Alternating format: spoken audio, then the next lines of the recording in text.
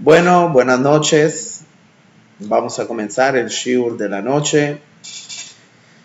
Después de que explicamos la semana pasada, si se acuerdan, un poco sobre las señales de cómo reconocer, según basado en las escrituras de los sabios, cómo reconocer la época antes de la llegada de Mashiach y ver que realmente, o sea, muchos ya están hablando de que estamos en la generación antes de la Mashiach.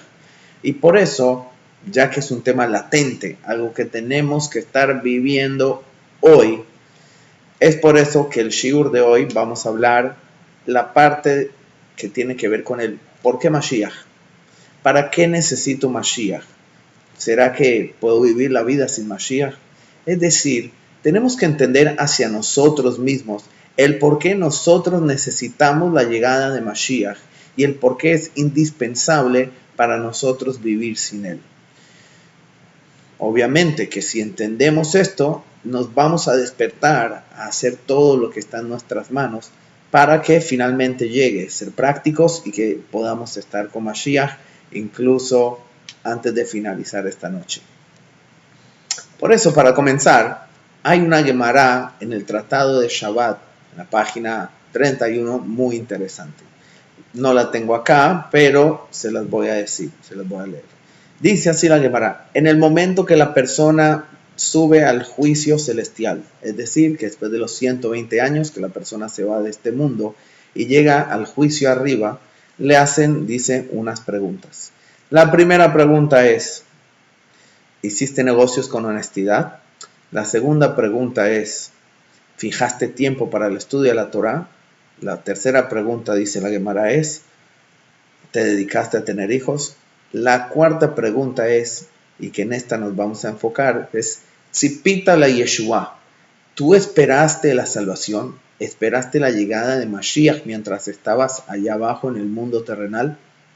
La Gemara trae otras preguntas más, unas dos preguntas más. La pregunta que nos tenemos que hacer nosotros es: hay 613 mitzvot en la Torá. ¿Por qué precisamente la Gemara decidió agarrar estas preguntas? Que cuando la persona termina su vida aquí abajo en este mundo material, vienen y le hacen estas preguntas a ver si las cumplió ahí abajo. ¿Por qué no preguntan sobre las 613? Bueno, no voy a entrar en las primeras, que no son relevantes al tema de hoy, pero la cuarta pregunta es: Tzipita la Yeshua, tú cuando estabas allá abajo en tu vida, viviste tu vida, hiciste tus mitzvot, pero tú estuviste esperando la llegada de Mashiach. Del hecho que la Gemara nos cuenta de que esta es una de las preguntas fundamentales y básicas que le hacen a la persona arriba, es porque no es un detalle el hecho que nosotros tenemos que estar conectados y día a día esperar la llegada de Mashiach. ¿Pero por qué? Bueno, en el shiur de la noche lo explicaremos. De manera general, podemos hablar de que hay tres respuestas que vamos a desarrollar del por qué un judío debe entender que no puede vivir sin la llegada de Mashiach. ¿Por qué hay que traer respuestas? Bueno, en el shiur anterior comparamos a la llegada de Mashiach y a todo el concepto de exilio y su llegada a un embarazo hasta finalmente el parto. Y así como cuando un bebé está en la barriga de su mamá, a veces uno no sabe cómo va a ser o algo por el estilo, y al no verlo, a veces podemos llegar a sentir de que no lo queremos, al no ver con claridad.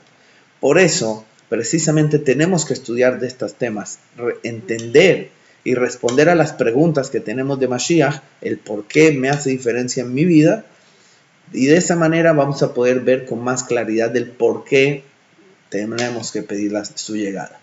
Muy bien, la primera respuesta y el primer tema para entender por qué necesitamos Mashiach lo vamos a ver basado en un midrash que se los voy a poner ahora en la pantalla. El midrash es el midrash Tanjuma sobre Parashat Naso.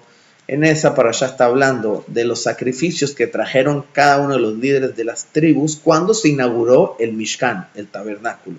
Hace semana y media también terminamos de leer el libro de Shemot, que precisamente hablaba de la culminación del Mishkan, de cuando finalmente se construyó y cuando finalmente bajó la gloria de Hashem, la nube de Hashem, a reposar en el Mishkan. Para entender el Midrash que ya vamos a traer, primero entendamos para qué era el Mishkan. En Parashat Trumá, Hashem le da una orden al pueblo judío y le dice, Viazul Mishkan, Beshahanti Betoham, y me harán a mí un santuario, es decir, un lugar aquí abajo en el mundo material, una casa, y Beshahanti Betoham, yo moraré entre ustedes. Quiero aclarar, Hashem se encuentra en este mundo y en todos los mundos, eso es obvio. El tema es que no se encuentra de manera revelada. Por eso la orden fue a Moshe, hágame un santuario, un lugar donde yo pueda morar y moraré ahí. Esto es lo que habla la Parashá. Basado en esto, en este concepto de que Hashem quería un lugar específico para morar, es que el Midrash Tanhuma en Parashat Naso dice algo interesante. Lo voy a leer. Amar Rabbi Shmuel bar Nachman, Besha'ah shebara Kadosh Baruch Hu et haolam, dice Rabbi Shmuel, hijo de Nachman, en el momento que Hashem creó el mundo, Niktava sheyelo dira batachtonim, tuvo un deseo. ¿Cuál fue su deseo? Tener una morada, una vivienda aquí abajo en el Tachtonim, en los planos inferiores, refiriéndose al mundo material, ya lo explicamos. Como sheyesh ba'elyonim, de la misma manera que Hashem mora y puede vivir y revelarse en los planos superiores, quiere decir en los mundos espirituales. ¿Qué es lo que está diciendo aquí el Midrash? Esto es lo que vamos a desarrollar. El Midrash está agarrando el concepto del Mishkan, que es algo más pequeño, más particular, y el Midrash lo que está haciendo es explicarnos no solamente el propósito de la construcción de un lugar específico en el mundo, sino nos está explicando todo el propósito de este mundo material y físico. Seguramente a veces se han hecho esta pregunta, porque es una pregunta existencial. ¿Para qué Hashem hizo el mundo? ¿Cuál es el propósito del mundo? Y también se han preguntado, ¿y yo para qué vine al mundo? ¿Cuál es mi labor, mi trabajo aquí en el mundo material? La respuesta está precisamente en lo que dice este Midrash, y lo vamos a explicar. Dice que cuando Hashem se le subió como si fuera a su cabeza, es decir, cuando se le ocurrió la idea de crear un mundo material, ¿qué fue lo que Hashem estaba pensando? Ahora, cuando se le sube este pensamiento, obvio que de entrada ya en el pensamiento se puede visualizar a largo plazo, es decir, a largo el sentido, el objetivo y el propósito de lo que él está buscando en ese momento. Creo que un buen ejemplo para esto es de la misma manera que una persona construye una casa. Cuando una persona, vamos a decir un rey, quiere construirse un palacio, ¿qué hace? En su momento piensa, toda mi vida he alquilado, ahora finalmente quiero construirme mi propio hogar, un lugar donde me sienta cómodo. Y cuando le sube a su cabeza esa casa que se está imaginando, él ya ve cómo se proyecta toda la idea hasta que esté listo. De la misma manera, encontramos en un rezo muy conocido que decimos todos los Shabbatot, el Lejado Di Likrat Kala Penei Shabbat Nekabla, compuesto por Rabbi Shlomo Alkabetz, que vivió aproximadamente 1500, 1600 en la ciudad de Tzfat. En una de las primeras estrofas, él dice así: Sof Maaseh Vemach Shabbat Chila. El final de la acción, es decir, el propósito que se debe concretar en la acción y el resultado, dice Vemach Shabbat Chila, subió primero al comienzo del pensamiento. Es decir, que el primer pensamiento de cómo quería Hashem que sean las cosas, eso es lo que resultó al final en la acción, en la manera como se concretó. Ahí él lo está hablando en el Ejadodí con Shabbat, porque de manera pequeña, en la manera micro, encontramos desde que Hashem creó el mundo el primer día de la creación, y el objetivo era finalmente llegar a Shabbat, donde finalmente Hashem visualizó desde el primer día la llegada de Shabbat. Pero así como en el shiur anterior mencionamos al Ramban, que él compara los días de la creación con los milenios de la existencia del mundo, el concepto es el mismo. Desde que Hashem creó el mundo y hizo que el mundo exista 6 milenios, era con un objetivo, para llegar finalmente al 7º milenio, es decir, la llegada de Mashiach, Yom Shekulo Shabbat, que es llamado la llegada Mashiach como si fuera todo un día de Shabbat. Es decir, cumpliéndose el propósito de lo que Hashem quería. Muy bien, volvamos a Midrash. ¿Qué es lo que Hashem quería con este Midrash? ¿Qué es lo que Hashem está buscando con esta morada, esta residencia aquí abajo en el mundo material? Hashem tuvo ese deseo, lograr morar. Cuando decimos la palabra morar, no significa ir a algún lugar. A veces nosotros vamos a las casas de nuestros amigos, vamos como invitados a diferentes lugares. Y por más que ahí nos dicen, siéntete en casa, relájate, siéntete cómodo, realmente no nos sentimos al 100% cómodos y no somos nosotros como somos en esencia al 100%. ¿Por qué? Porque estamos donde otro lugar, no es mi lugar. Solamente las personas cuando están en su propio lugar, en su propia casa, es que realmente las personas son como ellos son en esencia. Por eso, a veces una persona en su casa, si se quita los zapatos, no hace eso cuando va a la casa del otro, o a veces puede pegar un grito, es decir, está tan cómodo, se siente tan, es decir, se revela, la persona se hace sentir como es él en su lugar. Eso se llama morar, residir en lo que estamos hablando.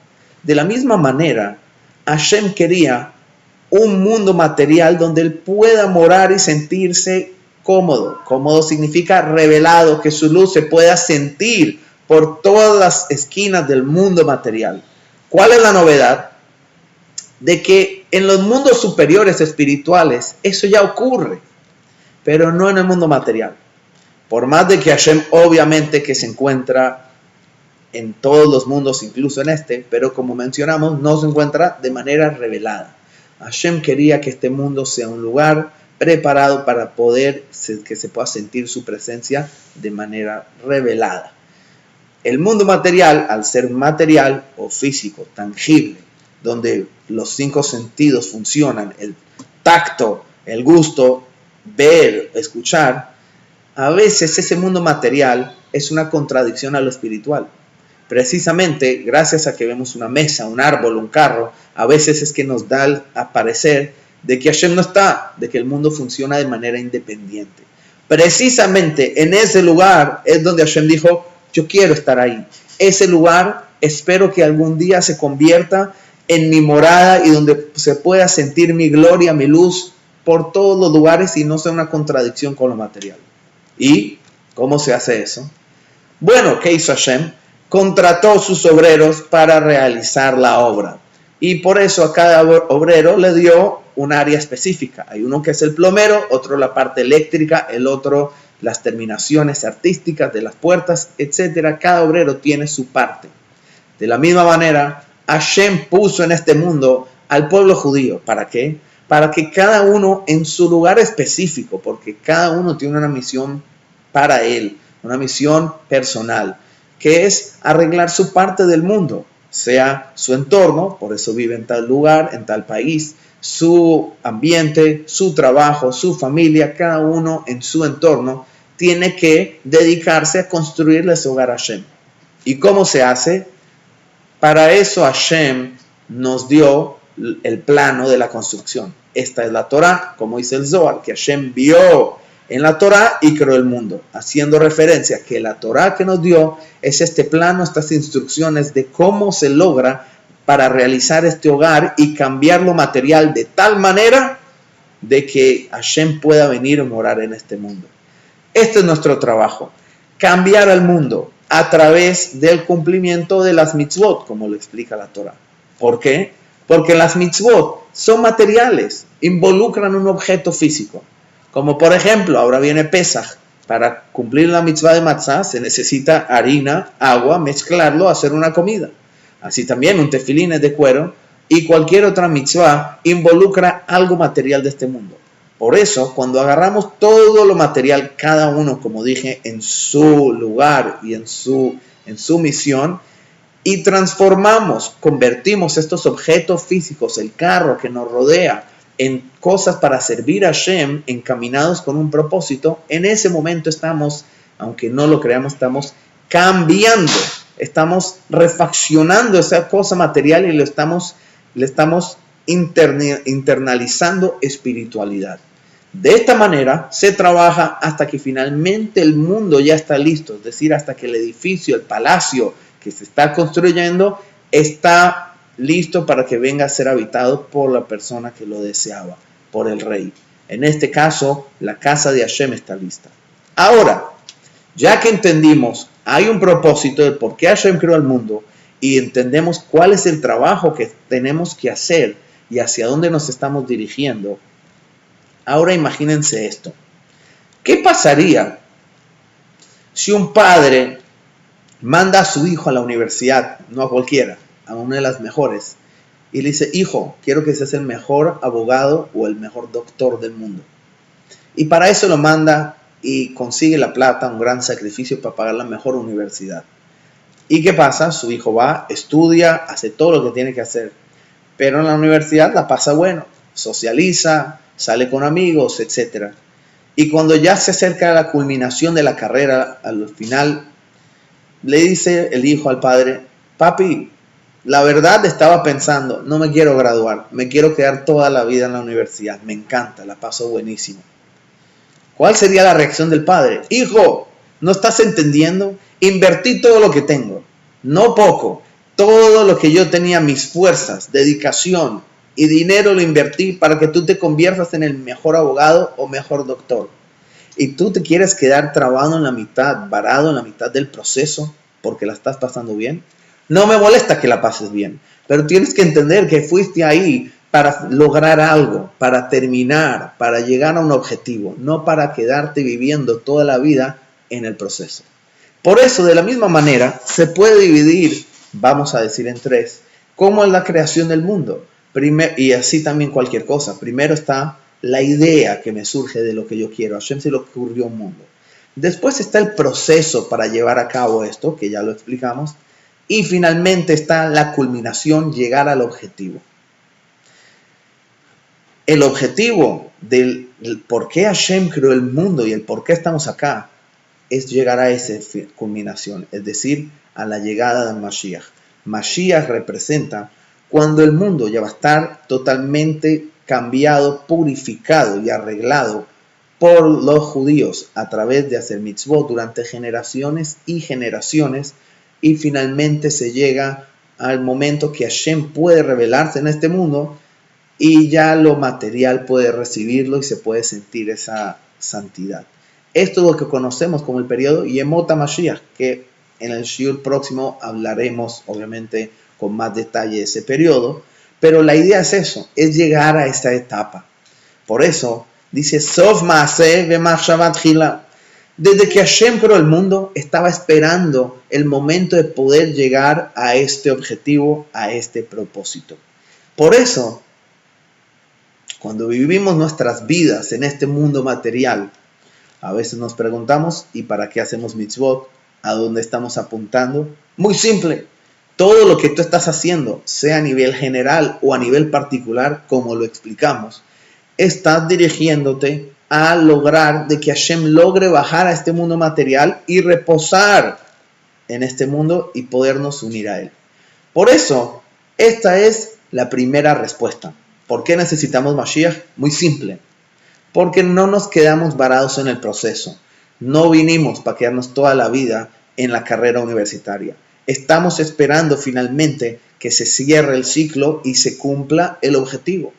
¿Se imaginan vivir sin un propósito definido? Siempre hay que tener una meta clara. Y Mashiach es nuestra meta. Y por eso, esta es la primera respuesta. Respuesta número 2 es de la siguiente manera. Esto se los voy a poner en la pantalla. Nosotros sabemos que en la Torah escrita están enumeradas las 613 mitzvot de la Torah. ¿Sí? Estas fueron, un segundo, todas las mitzvot que Hashem nos entregó a nosotros. Voy a poner el archivo, un segundito. Muy bien, las 613 mitzvot. Pero si nos ponemos a ver de estas 613 mitzvot que Hashem nos entregó, 248 mitzvot positivas, que son de hacer una acción, y mitzvot prohibidas, es decir, 365 prohibiciones de abstenernos de hacer una acción. La suma total es 613. Ahora, se pueden imaginar cuántas de estas son aplicables hoy en día en la actualidad, en el mundo que vivimos hoy en día. La respuesta la encontré en dos comentaristas, que uno se llama el Shalach Kadosh, Rabbi Shayahu Ben Abraham Horowitz, un gran rabino y cabalista también. Está enterrado en Israel, vivió aproximadamente en el siglo XV, más o menos. Él escribe que hay 369 mitzvot en total que se pueden cumplir hoy en día. ¿Cuántas positivas? 126 más 243 negativas.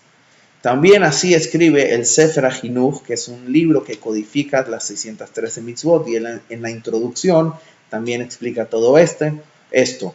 No se sabe con exactitud quién lo escribió este libro. Hay quien dice que fue un Aaron Levi, más o menos en el año 1200, pero no se sabe con exactitud. En el Sefer HaChinuch también trae que se pueden cumplir 369. Lo interesante es de que hay un pasuk en el Shir HaShirim que lo trae el Shalach Kadosh, un pasuk que dice, ahí lo pueden ver en la pantalla, Ani yeshena beli bier, dice el Shir HaShirim, yo estoy dormida y mi corazón despierto. Este pasuk se habla mucho y se relaciona con la época de exilio del pueblo judío, en la época que nos encontramos fuera de nuestro hogar sin el Beit HaMikdash, que dice que yo estoy dormida, pero mi corazón está despierto. Es decir, a pesar que el ambiente y la situación está dormida, si mi corazón está contigo, está despierto. Miren lo que dice el Shalach Kadosh. Él mira la palabra yeshena, dormida, y si sumamos el valor numérico, la gematria, Yud es 10, Shin es 300, Nun es 50, Hei es 5, suma 365. Y como sabido en la sabiduría de la gematria, que a veces se suma la palabra también, que son 4 letras, suma 369. Él quiere decir de que como sabemos cuántas mitzvot se pueden hacer hoy en día sin Mashiach, sin Beit HaMikdash, 369. Es decir, estamos dormidos, no tenemos todas las mitzvot. Así es como él dice que hay 369. Por el otro lado, interesante, miren lo que dice el Sefer HaChinuch. Entrando entre las 369, no todas las mitzvot son mitzvot que son obligatorias cumplirlas. ¿Cómo así? Lo que estoy tratando de decir es que hay ciertas mitzvot que son condicionales a una cierta situación. Y si nunca se presenta la situación, es una mitzvah que no hay que cumplir. Para darles un ejemplo, hay una mitzvah de Ibum y de Jalitza. Es la mitzvah de que un hombre se casa con una mujer, no tienen hijos y el hombre fallece, la mujer queda viuda. La Torah dice que es una mitzvah que se case con el hermano. Y si no se va a casar, tienen que hacer una ceremonia, quitarle el zapato, se llama Jalitza, no importa ahora los detalles. Esta mitzvah puede ser que nunca ocurra, por más de que es práctica, si a alguien se le presenta la situación, lo tiene que hacer. Entonces dice el Sefer HaChinuch que de estas mitzvot 369, en realidad mitzvot que son un requerimiento para nosotros cumplirlas, dice hay solamente 270, 48 mitzvot positivas y 222 negativas. Él dice que también se aprende el pasuk del Shir HaShirim, como lo pueden ver en la pantalla, solamente que lo dice de la palabra mi corazón está despierto. La palabra despierto, Ain es 70, Reish es 200, 270. Él quiere decir que incluso que nos encontramos en el exilio, de todas maneras, algo estamos cumpliendo, estamos despiertos, mi corazón está latiendo, que es, estamos cumpliendo 270 mitzvot. Después de ver cuántas mitzvot es posible cumplirlas hoy en día, nos damos cuenta de que no tenemos el judaísmo, no tenemos las mitzvot de manera completa. Por eso, una persona puede estar haciendo muy bien las mitzvot y puede ser religioso, pero con todo y eso, estás incompleto. Nos está faltando gran parte de las mitzvot, solamente 270 de 613. Quiere decir que la mayoría no las podemos cumplir. Esto, para entender qué tan importante es cumplir cada una de las mitzvot, lo encontramos en lo que está escrito en la Gemara, que se puede ver en las pantallas. La Gemara, en el Tratado de Sotá, cuenta algo muy interesante. Todos conocen la historia que Moshe Rabbeinu no pudo entrar a la tierra de Israel. Hashem no se lo permitió. E incluso hay una parashá, Beit Hanan, donde dice que Moshe le rogó a Hashem con toda su fuerza para entrar. Como se explica que Beit Hanan es 515, diciendo que Moshe le rogó incluso 515 veces, hasta que Hashem dijo, no me rogues más. La pregunta que hace acá la Gemara en Sotá es, ¿y Moshe para qué quería entrar a la tierra de Israel? ¿Por qué era tan importante? Por eso leamos, dice así, Darash Rabbi Simlai, Mipnei manitava Moshe Rabbeinu leikanet leeretz Israel. Explicó Rabbi Simlai, ¿por qué Moshe Rabbeinu tenía tanta intensidad de desear entrar a la tierra de Israel? Bejilechol mi priyau tzarich, o lisboa mi tuvau tzarich, ¿acaso porque quería probar el fruto de la tierra de Israel, que tanto se habla que era bueno? O de sentirse saciado en la tierra de Israel, es decir, por un tema tan trivial o material. Responde la Gemara, Ela, Kahamar Moshe, así dijo Moshe, así mismo, Arbe mitzvot nitztavu Israel, ve'ein mekayamim ela beretz Israel. Dice, hay muchas mitzvot de las que recibimos y no se pueden cumplir sino únicamente en la tierra de Israel. Akanes ani la'aretz kedei shetkayemu kulam al yadi. Voy a entrar a la tierra de Israel para que estas mitzvot puedan ser cumplidas a través de mi mano física, es decir, que yo las pueda hacer y no solamente a través de otros. ¿Qué vemos de acá? Imagínense, Moshe Rabbeinu recibió la Torá del monte Sinai, Hashem se la dio, él habló con Hashem, vivió en una generación donde la gente veía los milagros de Hashem, y con todo y eso Moshe Rabbeinu se sintió incompleto, por más que veía la divinidad. ¿Qué le faltaba? Había mitzvot que en el desierto nunca pudieron cumplir. Todas las mitzvot que tenían que ver con la tierra de Eretz Israel no las pudieron cumplir, hasta entrar y cumplirlas precisamente allá. En otras palabras, incluso en el desierto no se podía cumplir con integridad la Torá que había sido entregada. Y por eso Moshe Rabbeinu tenía un deseo intenso de poder lograr cumplir las 613 mitzvot de manera integral. Vemos de acá que es muy importante tener la posibilidad, y es parte básica del judaísmo, que logramos nosotros poder cumplir cada una y una de estas mitzvot. Ahora, encontramos algo muy interesante para ver el tema un poco en más profundidad, lo que representa cada mitzvah. Está traído y se los pongo en las pantallas también. Acá tenemos un pedazo del Tanya Igeret HaKodesh, una carta que escribió, el autor es Rabbi Shneur Zalman de Liadi, conocido como el Alter Rebbe, y que en el Tanya él cita unas palabras del Arizal, el gran cabalista de 1500, muy reconocido. Y lo leo, dice así, Ah mudat zod mashekatuv Arizal, es bien sabido lo que dijo el Arizal, lo que escribió, שכל אדם מישראל צריך לבוא בגלגולים רבים עד שיתקיים כל תרי"ג מצוות התורה.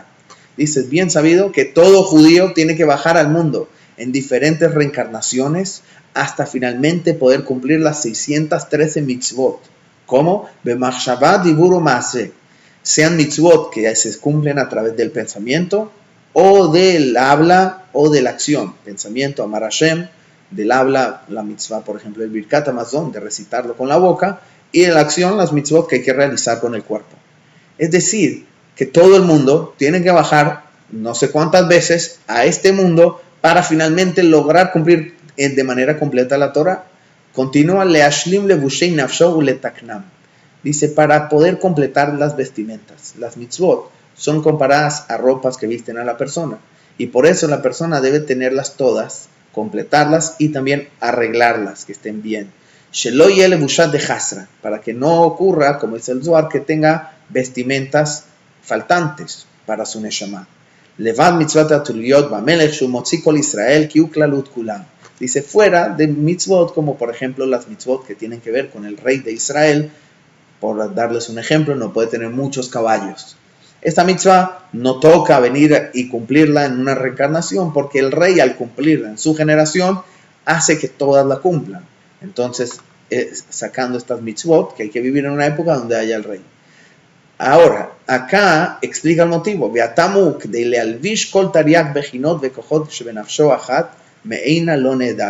Dice, y el motivo es para lograr tener, como dijimos, las 600 fuerzas que explica acá que tiene el alma de la persona y que no le haga falta en ninguna de ellas. Y vamos a explicar esto. El alma de la persona tiene 613 fuerzas. Así está explicado en la Kabbalah. Dice incluso el cuerpo humano también, no solo las fuerzas del alma. Está escrito que el cuerpo está hecho de 248 órganos, así está traído en la Kabbalah, Maimónides lo dice también. Y tiene 365 gidim, que se traduce como vasos sanguíneos, arterias, venas o como tendones. El punto es que nuestro cuerpo está compuesto de 613 partes, digámoslo de alguna manera. Así también el alma que tenemos también tiene 613 fuerzas. ¿Qué ocurre cuando una persona no cumple una de las 613 mitzvot? Es como que alguna parte de él no está cumpliendo una mitzvah y está faltándole ese cumplimiento. Esto es lo que dice el Arizal, que la persona tiene que bajar tantas veces para cumplirlas. Solo que el Arizal lo habla de cumplirlas en periodos diferentes en este mundo material. Por eso hay tantas historias muy famosas del Arizal o del Baal Shem Tov, donde a veces una Neshama bajó al mundo y solo le faltaba cumplir una mitzvah y nadie entendió por qué esa persona falleció joven o algo por el estilo. Y las historias van de que era solo porque le faltaba rectificar una mitzvah que no había cumplido. Hay muchas historias al respecto y ahora no es el lugar de contarlas. Pero ¿qué vemos de todo esto? Que realmente si una persona le falta cumplir una mitzvah, es como si tuviéramos un órgano defectuoso. Ni Dios lo quiera, como si una persona no tiene boca. Es decir, no puede realmente vivir y expresarse de manera correcta. Si a una persona le falta un pie, ni Dios lo quiera. Es decir, faltando poder cumplir una mitzvah es como si nos faltara una parte a nosotros. Ahora, también está explicado en el Zohar, Ramach Pikudim, dice Ramach Eparim de Malka, dice que las 248 mitzvot positivas son los órganos del rey. Es decir, Hashem obviamente no tiene cuerpo, pero se describe como que si hay también 613 niveles, partes, digámoslo así, no se confundan, Hashem no tiene cuerpo, pero de cierta manera lo figura así para entender qué son las mitzvot. Las mitzvot es como si fueran los órganos del cuerpo de Hashem. Por eso dice que la manera de que una persona se puede conectar con Hashem de manera íntegra es conectando, como digamos, boca con boca, dedo con dedo, es decir, órgano con órgano, conectándolo con él. Por eso, si hay faltando una mitzvah, hay cierta conexión que no se está logrando con Hashem. Para ejemplificarlo, si una persona a veces tiene un cable que tiene por dentro varios filamentos, el cable tiene varias líneas. A veces, si hay unas líneas, algunos cablecitos cortados, puede ser que la conexión todavía está, pero de todas maneras no está de manera íntegra y completa para que fluya bien. Si una persona se quiere conectar al 100% con Hashem, es necesario poder cumplir las 613 mitzvot que hay en la Torah. Es por esto que nosotros queremos cumplir las 613 mitzvot no en periodos separados como en reencarnaciones, como explicamos, sino en un mismo periodo poder cumplir las 613 mitzvot. Y esto no va a ocurrir hasta la llegada de Mashiach. Es por esto que es indispensable para nosotros que Mashiach venga, para tener la Torah íntegra. Y por eso, por más de que tú sientas que eres religioso, que tienes una vida espiritual y te sientes completo, estudias Torah, cumples Shabbat, Kashrut, le enseñas a tus hijos y te sientes como que vives una vida espiritual muy buena, tienes que saber algo. Te falta la mayoría de la Torah. Y si te sientes cómodo como estás, es porque te está faltando entender de que la Torah está faltando, está incompleta. Y por eso nuestra obligación es pedir Mashiach para que podamos cumplir todas las mitzvot, sean las que dependen de la tierra de Israel o del Beit HaMikdash o algo por el estilo, y las podamos cumplir cumplir de manera íntegra. Muy bien. Por último, hay otra explicación más del por qué una persona debe pedir la llegada de Mashiach. Y esto, para entender esto, les voy a contar una historia. Había un rebbe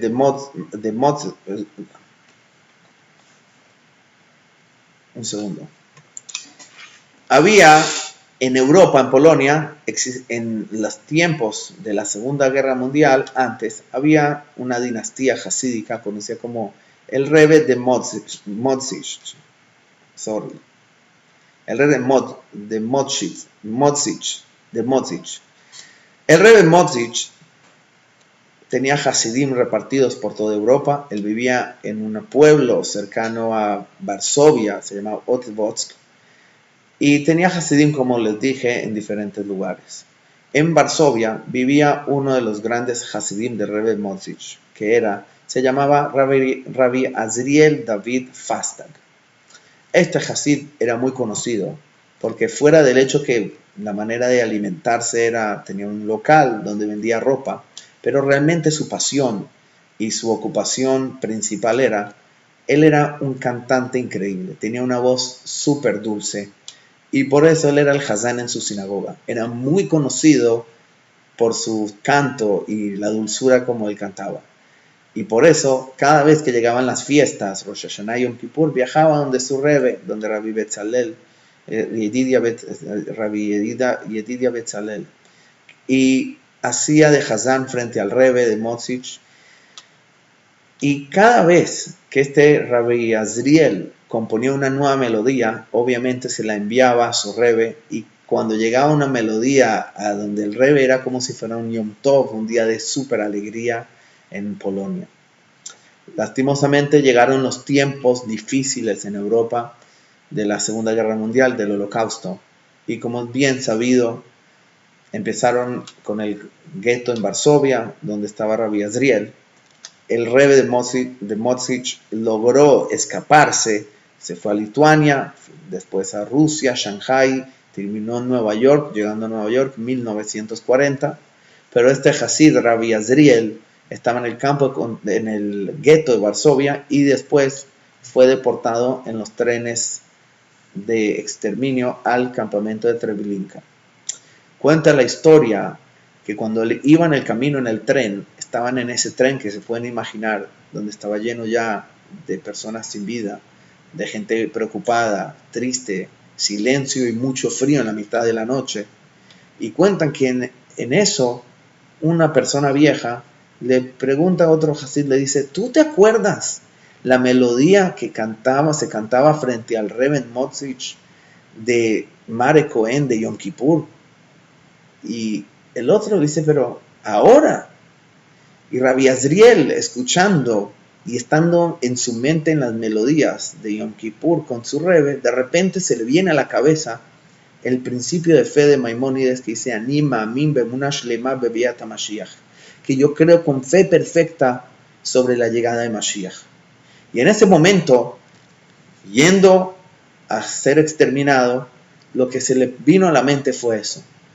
Y poco a poco empezó a pensar en las palabras y en una melodía. Y poco a poco empezó a levantar la voz y empezó a cantar. Es una melodía muy conocida, que les canto un pedazo. No soy cantante, pero de pronto la conocen. Ani ma'amin, ani ma'amin, ani ma'amin, ve'emunah sheleima. Esta melodía. Y empezó poco a poco a cantarla. De repente, los que estaban alrededor empezaron a cantarla, hasta que todo su vagón se empezó a escuchar en ese momento: Ani ma'amin be'emunah shleima. Pero no solo eso, el vagón de al lado lo empezó a escuchar y también empezó a cantar. Y así, poco a poco, había un tren lleno de judíos yendo a Treblinka. Y cuando todos estaban ahí, lo único que se escuchaba, sabiendo lo que iba a pasar, era: Ani ma'amin, yo tengo fe perfecta de que Mashiach va a llegar en algún momento. La historia termina que Rabbi Azriel dijo: esta canción tiene que llegarle al Rebbe. Por eso dijo, le doy mi porción en el mundo venidero a aquel que se encargue de llevarle esta melodía al Rebbe. En ese momento saltaron dos jóvenes y dijeron, nosotros vamos. Empezaron a ver cómo salir, encontraron un hueco en el vagón, la parte de arriba, y saltaron. Uno de ellos murió instantáneamente y el otro logró escapar. Finalmente llegó a Israel, a Tel Aviv, no sé en qué año exactamente, y allá vivía el hijo del Rebbe Motzich, y él le entregó las notas de la canción y le dijo, mándasela a tu padre, que esto la compuso su Hasid. Esta melodía llegó al Rebbe Motzich en Nueva York, y se pone a imaginar el ver el cántico con las palabras. Dice que incluso la cantaron en Yom Kippur, allá en Nueva York, en Yom Kippur, dice que habían miles de personas. Y el Rebbe dijo así, en el momento que cantaron esto, dice que los pilares del mundo estaban temblando. Y el Rebbe finalizó diciendo, con esta canción, los judíos estaban yendo a ser exterminados. Con esta misma canción, el pueblo judío va a recibir la llegada de Mashiach. ¿Qué vemos de esta historia?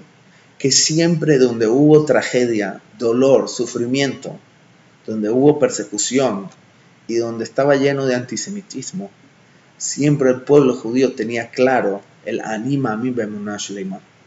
Es decir, de que siempre estamos claros de que estamos viviendo época de exilio, donde nos persiguen y no nos dejan en paz las naciones del mundo. Por eso, Maimónides explica, dice, de que cuando venga Mashiach, y esto lo vamos a explicar realmente con más detalle más adelante, va a ser el momento donde vamos a tener paz y tranquilidad. Y Maimónides dice, los sabios no desearon los días de Mashiach para disfrutar de lo material, dice, sino para que nos dejen tranquilos las naciones del mundo y el judío pueda vivir en paz, en tranquilidad, pueda estudiar Torah y pueda cumplir sus mitzvot y que la gente nos apoye y no al revés, que nos hagan la vida difícil.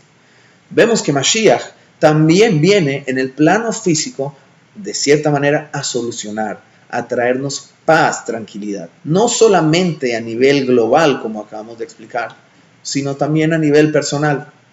A veces las personas sufrimos, cada uno tiene su paquete que Hashem le manda y que obviamente él puede aguantar, pero no quita que es un sufrimiento o una dificultad. Hay gente que sufre de Parnasá, no tiene sustento. Hay gente por el otro lado que sufren por temas familiares, no pueden tener hijos, ni Dios lo quiera, no consiguen novia, o tienen problemas internos en la casa de familia, Shalom Bait, o con otros familiares, o hay otros problemas, ni Dios lo quiera, como problemas de salud. Por eso, la vida a veces está llena de dificultades, de pruebas, para ver si seguimos igual. De todas maneras, cuando tenemos todos estos sufrimientos, siempre nos recordamos de algo, de que va a haber un día, de que va a haber una paz y vamos a tener una tranquilidad. Como está escrito en el profeta Ishayahu, trae una profecía que dice, Bila Mavet la Netzach, dice, y la muerte será tragada por siempre, Umaja Hashem Elohim dimame al kol panim, y Hashem borrará todas las lágrimas de las caras nuestras. Se refiere a las lágrimas de tristeza, a las lágrimas que hemos tenido que derramar por los sufrimientos, por las lágrimas que hemos tenido que derramar porque se nos fue un ser querido que tanto amábamos. Y como lo vemos, que lastimosamente a veces nos acordamos de la llegada de Mashiach cuando vamos a visitar a una persona en Shiva que está de duelo. Es decir, en todos estos momentos nos damos cuenta de que Mashiach hace falta, pero no solo en tristezas. Incluso cuando estamos en las alegrías, como en la boda, en ese momento rompemos una copa mostrando de que realmente seguimos de luto. No estamos bien, por más de que ahora me siento cómodo, pero mañana no lo sé. Mañana de pronto viene otro problema, ni Dios lo quiera. Por eso tenemos que saber que Mashiach viene a traer paz y tranquilidad también de manera personal. E incluso más allá, al revés. La paz interna es lo que va a cambiar al mundo a la paz externa.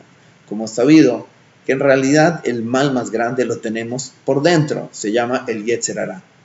Y está escrito que Hashem va a eliminar el mal y la tumá del mundo y va a sacar al Yetzer Hara. Es decir, la maldad que tenemos internamente no la tendremos. ¿Se imaginan? Si no hay mal interno, ya no va a haber más competencia, no va a haber celos, no va a haber dañar al prójimo o cosas por el estilo. No va a tener problemas en mi comunidad, en mi barrio, no va a tener problemas en la ciudad, en el país, en el mundo entero. Es decir, el mundo va a entrar en un momento de paz y tranquilidad.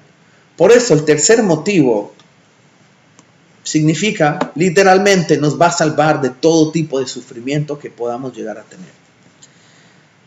¿Cuál de estos tres es el motivo más acertado o que tenemos que tener en la mente? No sé, les puedo contar una historia. Una vez ocurrió con Rabbi Shneur Zalman de Liadi que alguien le preguntó, ¿tú esperas la llegada de Mashiach?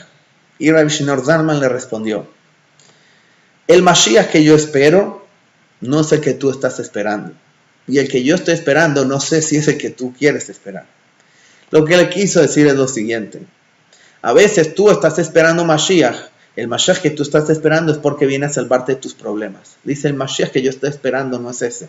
Yo estoy esperando el Mashiach que me traiga, que se logre completar el proceso de la creación del mundo. Es esa persona que me va a traer finalmente el hogar de Hashem aquí en el mundo y que va a estar revelado. Dijo, ese es el Mashiach que yo espero, no sé si es el tuyo. Y le dijo, puede ser que ese no es el que tú estás esperando y no quieres. Queriendo decirlo que de pronto no entiendes que hay ese nivel de Mashiach. También, la Gemara en Sanedrin dice que hay tres cosas que vienen cuando la persona no está ocupada pensando esas cosas. Una de estas cosas, dice, es la llegada de Mashiach. ¿Cómo así?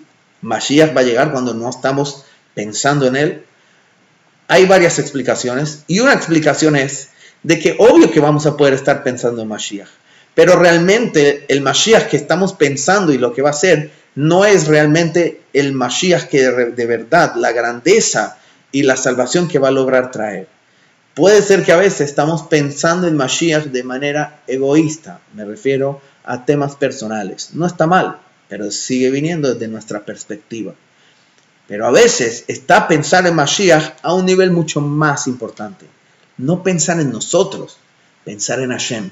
¿Saben Hashem? ¿Se imaginan al dueño de una casa que se está construyendo su casa finalmente?